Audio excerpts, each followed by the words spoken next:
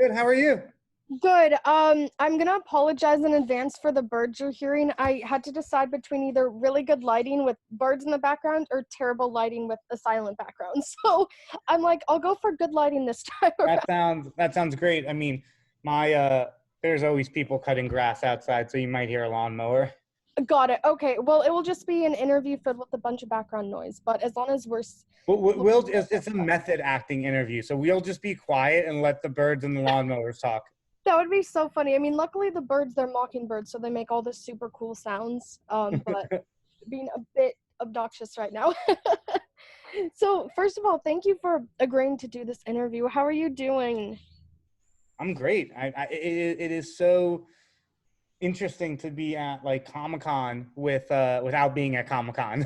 Oh, don't remind me. No, I'm just kidding. I think it's so cool that Comic-Con, VidCon, a bunch of conventions and a bunch of events and even concerts are being done virtually. And I love how a lot of Adapt or die, right? Adapt or die. yeah, and a lot of the panels are just being broadcast right to YouTube. So I think, obviously, as sad as this is, a lot of people who maybe could have never experienced Comic Con because tickets sell out in 25 minutes, or for travel or whatever reason, are now able to kind of get a taste of it. So I'm so glad you're participating tomorrow with your panel. Do you So just want to excited about that. give a little overview of it? I'm gonna have this uploaded today, so anyone watching today will still be as if it hasn't happened, just so you know. So for everyone that tunes in tomorrow, you'll see that myself, my partner, and our publisher at Heavy Metal, David Erwin, brought on Dylan Sprouse, Brendan Columbus, George Romero, and Dan Folger, who are like kind of our, we see them as these incredible talents that we want to give a home for the weirdest and craziest stories. Dylan has a werewolf story called Sun Eater that's really about his mother's drug addiction, and Brendan has a story where he has like giraffes biting people's heads off in the middle of a small town during Christmas.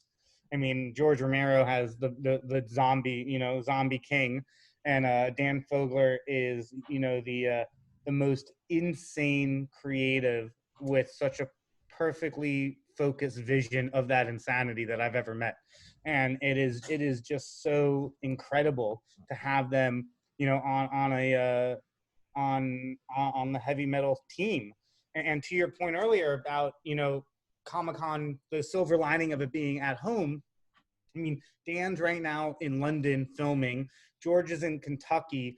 Brendan and Dylan are in LA where I am, and David's in New York. So we scheduled through 4 time zones to make that panel happen, which is pretty cool. Yeah, it's so cool. And I think a lot of different people kind of in the sphere of publishing or of interviewing, such as myself, we're learning to adapt, like you said. So I was, of course, actually originally resistant to like Zoom interviews until it was the only option. So I'm glad that Comic-Con pulled through and was like, well, it's either no Comic-Con or we figure out a way to still make it happen.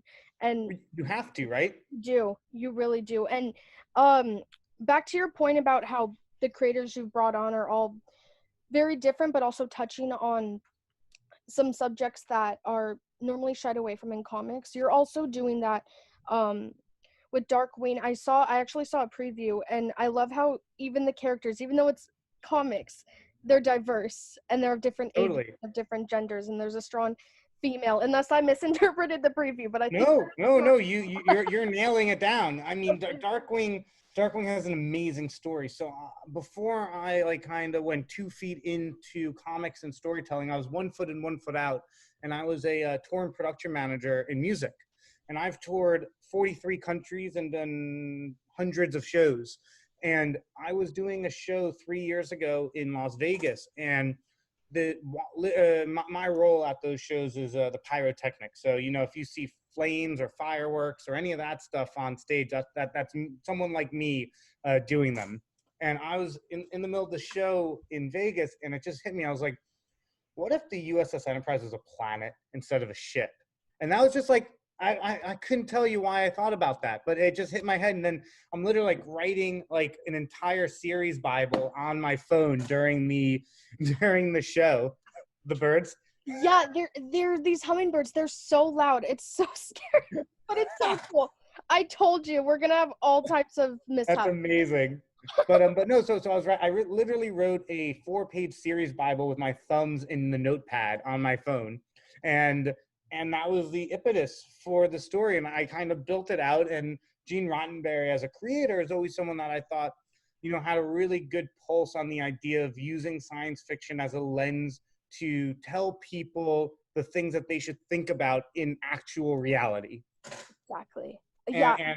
and that's what I was hoping to kind of create with Darkwing. And the trailer and the story, and it debuts in Heavy Metal 300, which is really exciting. Yes. And Out next month, right? August 19th, yeah. And then we go monthly after that, which is pretty cool. So Heavy Metal will be every month, and Darkwing, yeah, it has everything you said. LGBTQ, male, female leads, Asian, Black, Hispanic, white. We really wanted it to be a melting pot, because at the end of the day, that's real reality, right? Life is a melting pot, and I think no matter which way you think about story, the reality is that it's somewhere in the middle, and we try to be as true to the idea of how would this really kind of pan out, and where would characters lie, and what would these relationships be like, because they would be different than anything else, right? Because you're stuck on a flying planet, right?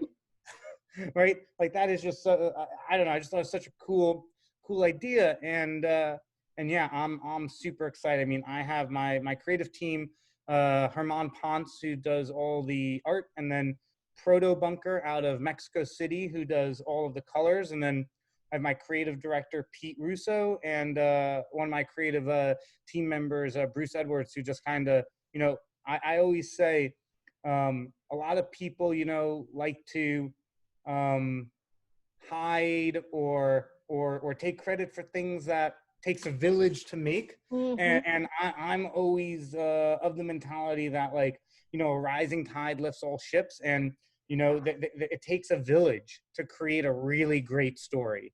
And I love to just like kind of keep that love and that appreciation across the board when talking about the projects. Yes, and I think you hit it on the head, because obviously you're the CEO of Heavy Metal, which a lot of times people would kind of think of you or as someone else who's like the CEO of some company, like a smaller company, that you want to stay behind the scenes, but you can do both. You're the CEO, but then you also can have your own work featured, which I think is phenomenal. I don't know, I just think it's a really fascinating dynamic. Yeah, I don't really have a question about it. I guess I'm applauding you on it, because I think it's really cool. I appreciate that. I mean, I was I was a writer first. 4 years ago, I started a comic company called Hero Projects with Pete Russo and my other partner, Morgan Rosenblum. And Hero is like the premier boutique custom comic company in music. So we've made comics for Shaggy, for A$AP Ferg, for the rock band 311, for Live Nation events, and I wrote all those comics. And then I also, and I know we're going to probably talk about some, but I have my novel, Beyond Kuiper, which comes out. Oh no, I forgot to turn off some notification sounds. I apologize. Oh, I didn't even hear it. I mean, I have birds all around me, so if anyone should be apologizing, it should be me. Fair enough. And with Beyond Kuiper, I wrote this book a year or two ago with John Connolly, who was one of my best friends and aerospace engineer at Lockheed Martin. And like we always jokingly but seriously say that the book passes the Bill Nye test. The science is as real as it possibly can be for a science fiction book. I mean, for heaven's sake, because I don't know if I can curse, but we have a unit of measurement conversion here. No way. We went all in. So like when it comes out on November 11th, in the front of it, there's a human metric system conversion to galactic standard. So all of, like, a year is a turn, a Kelvin is a Zorn, and we have all of it mapped out. There's no such thing. Faster than light technology is called patching, and you go patch 0 to 5. and we have the speed relative to actual speed and how time dilation works based on Albert Einstein's science. So we really went, the lore has lore, as I would say. Yeah. I think it's so important. And actually, yeah, I did want to touch on that, on your graphic novel. I It's a read novel. What? Novel. Oh, what? Oh, yeah. No. I guess I just assumed it was graphic novel. Oh, no, this is a novel. Oh my gosh, amazing. You know, that's funny because reading the synopsis, I must have missed that it wasn't a graphic novel. I'm like, So it this says seems- illustrated novel because we have 40 pieces of painted art, one for every chapter title, and we have like, so I don't have it in this version, but we painted all of the planets in the galaxy in the galaxy that we explore, and those planets are all listed in the back relative to Earth's size and mass. It's very lore-y. That must have been how I misread it, because actually when I was reading about it, I was like, I feel like this would make a better like novel than graphic novel, and I guess that's because it is a novel and not a graphic novel. That's amazing. Yeah, I think it's going to be a really good commentary on kind of how humans have messed up a lot. That is the idea. That is the hope, and also, but the novel itself will come out. But we also partnered with. Do you know Podium Audio? So Podium is one of the top independent science fiction and fantasy audiobook publishers, and we are putting out an incredible audio experience. I wouldn't even call it an audiobook. So I scored an original soundtrack, 12 records for the audiobook with one of my best friends, Kyle Perrin, who also is performing the audiobook. And the audiobook has an original score weaved into it with sound design, sound effects, voices for every actor. It's a true experience. Yeah, I mean, you went all out, like in every way possible. I love it because that shows you're passionate about what you're doing. And I think it's so important that, especially when your job is to literally be creative and help make a magazine come to life, that you're also having fun. And I can tell that you genuinely enjoy this. I don't do anything that's not fun. That's like kind of my mandate, right? Yeah, I love it. Life is short. You gotta do things that are fun. Exactly. I love it. And something I wanted to bring up, when I was doing some research, whenever I've started doing this thing where if I'm researching a topic or something, I like to go to like the frequent asked questions. And the first question on Google was so sad. It was, is heavy metal still around? I'm like, oh my gosh. So do you want to just talk about maybe why that is? I know there's been some rebranding, so. Yeah, no, it is our biggest hurdle right now, and kind of as a glass half full. If that's the number one asked question, then I feel really good because that just means we need to educate. There's nothing else. People know the brand.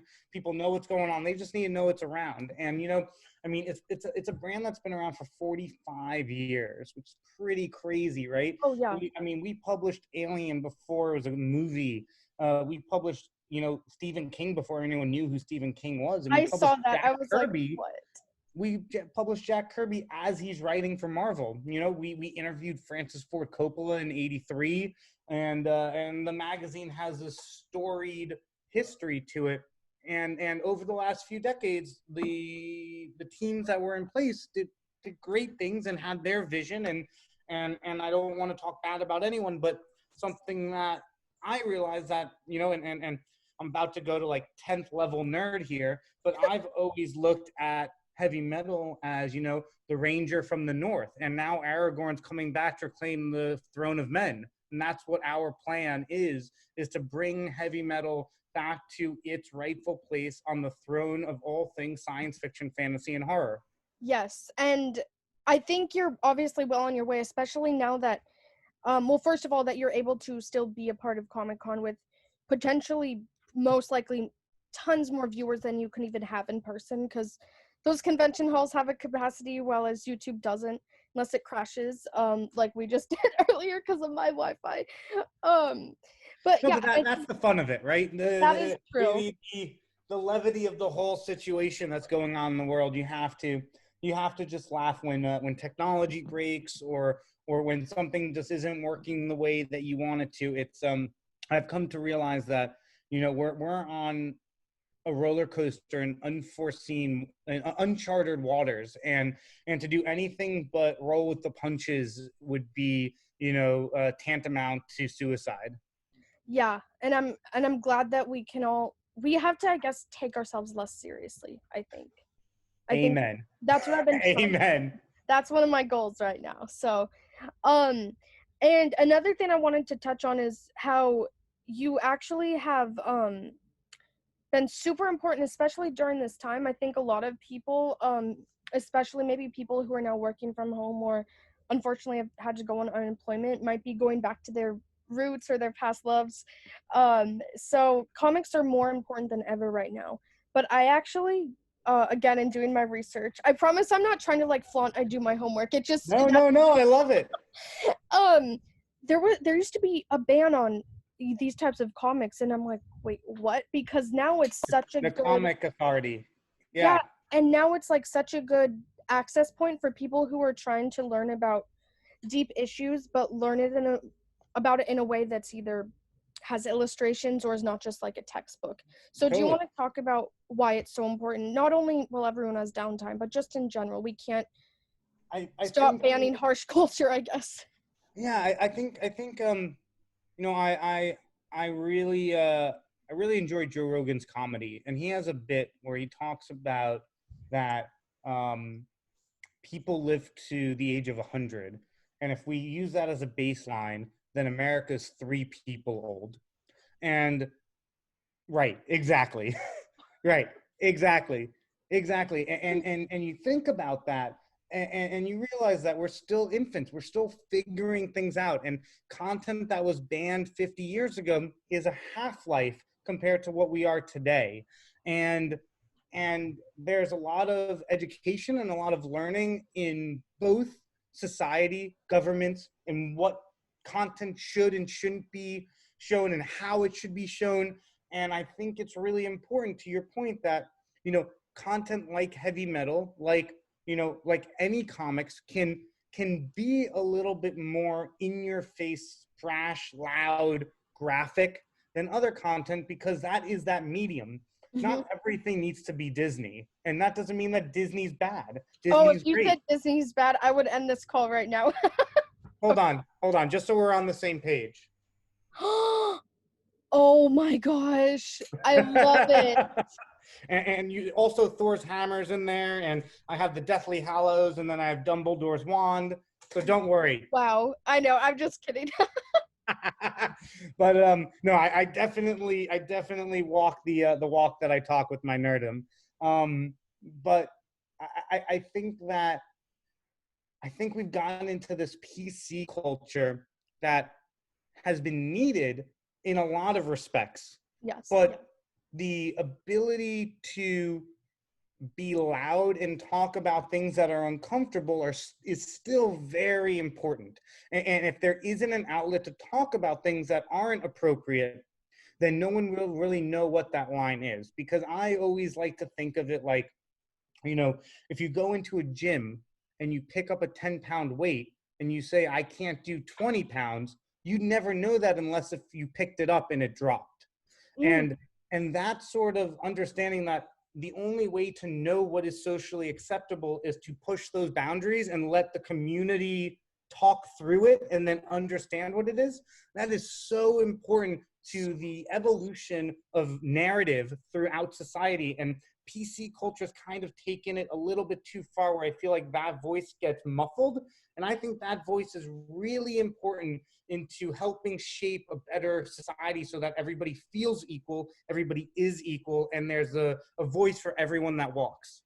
Oh my gosh, I'm gonna like take what you just said and do like a tweet or something and give you credit, because the amount of people who need to hear that. And I'm 23. You would expect me most likely, or maybe not, to kind of totally push back on what you just said, because a lot of people in my age group, and I've been guilty of it in the past until I learned and someone said something similar to what you just said, is like, if we just shut down every question and every question that can come across as being uneducated and therefore seem ignorant, how are people going to learn? They can't. Exactly.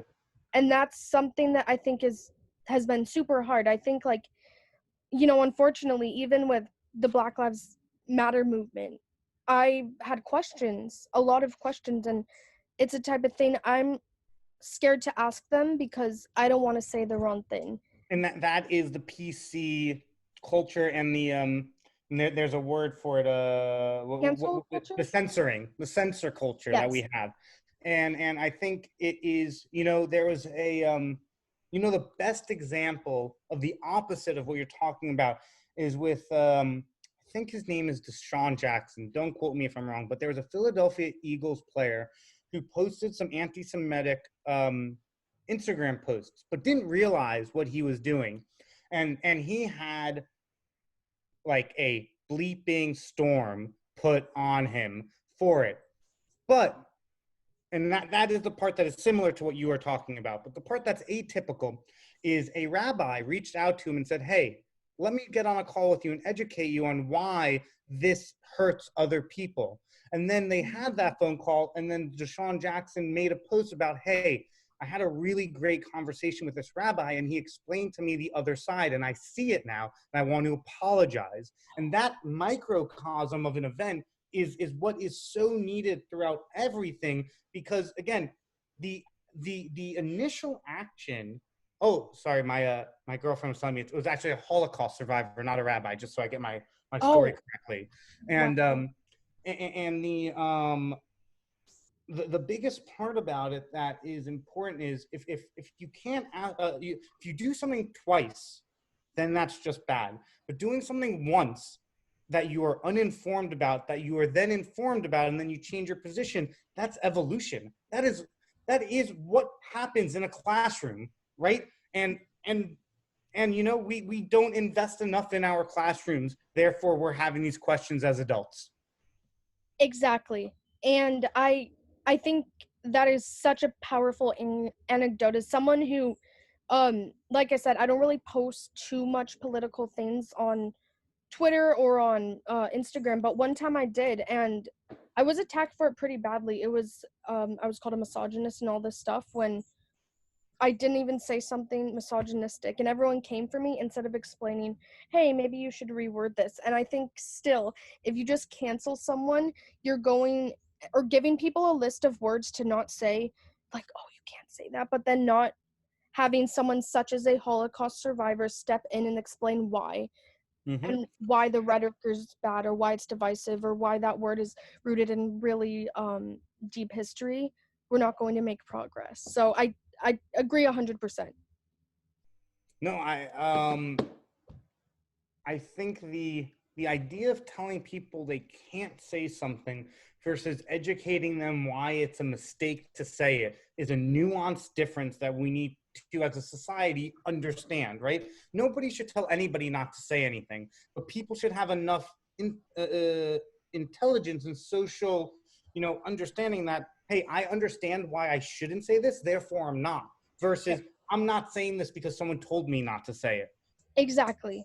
And there are a lot of words that 50 years ago people used. I won't say them obviously, but now we would never use them because it is and we almost and we shouldn't, and to that point, we shouldn't shun the people that used them when it was normal to use them then, which is something that we are starting to do, which I think is really gray and a really bad idea. Is if something was okay and socially acceptable in that time period, then you understand that, you learn from it, and you move on. You do not cancel a person from 1950 that said something that was acceptable back then.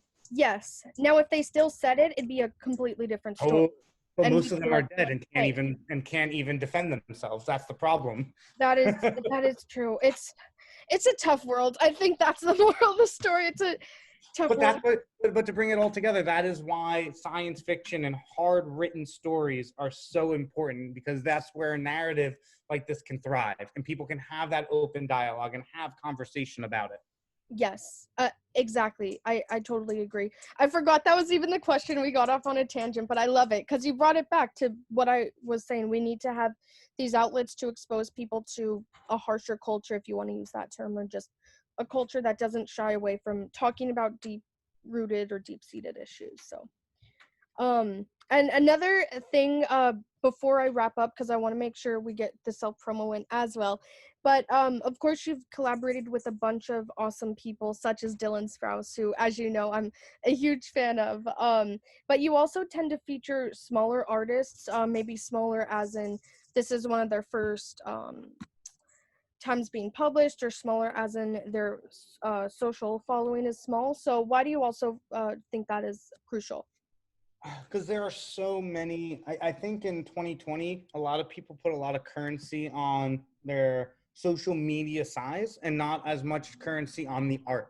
And I have, and there's a ton of artists, writers, creators that maybe aren't even considered small in the comic book space, but maybe don't have a good following online.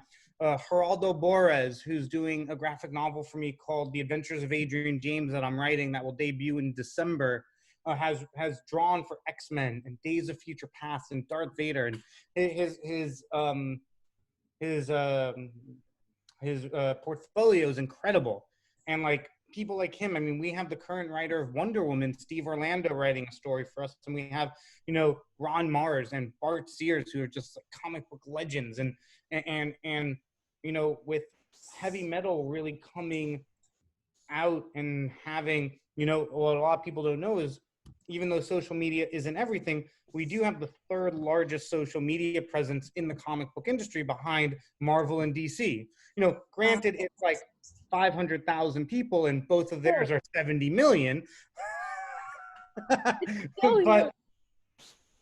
but we have a good following, and it is it's really great to see creators who have succeeded and who are still young, and wrap them all together in this incredible magazine that has all this legacy and has all of this this love, right? They're like I always say, like you want to hit that MCU like perfect storm, which is like those movies started coming out right when dads who were obsessed with Marvel comics were having kids, and that wave just exploded. But that was the nucleus, right? Because when you're in music, there's always a saying: if you get a generation, you have an arena act. But if you get a generation and their parents, you have a stadium act. Oh, I love that. And that's what Marvel did with the MCU, and it is incredible. I mean, I've watched all of those movies 30 times. Oh my God, so many. I mean, my laptop's name is Gungnar, so like, let's be real. Gosh, amazing. But I think that, not just working with people that can help you, but with working with great artists that you can help is so important. It is. It's so important. And I think in really any aspect of the entertainment industry, even with music, which you used to have, you have a background in, like, choose an opening act that's smaller, might not draw as many people, but once people hear them, they're huge fans or something like that. I think it's always important to make sure there's space for people who might not be mainstream or have the following that's going to generate a ton of revenue, because it's also a craft and we all want to support each other. So 100%. And I just have one more thing to add. If you're watching this before our panel tomorrow, make sure you stay tuned all the way to the end. We have an amazing trailer for our new podcast production called Wonderwork, which we produce with our studio partners, Diga Studios, and it's amazing. It is a full audio adventure podcast series. You're listening to a movie without seeing the screen, and it is just spectacular. They are incredible partners and producers, and it's when you watch it tomorrow after the panel, you'll see Comic-Con was, as you said, just the best in working with us to have the ability to share that trailer with the world after the panel. So we're super, super excited.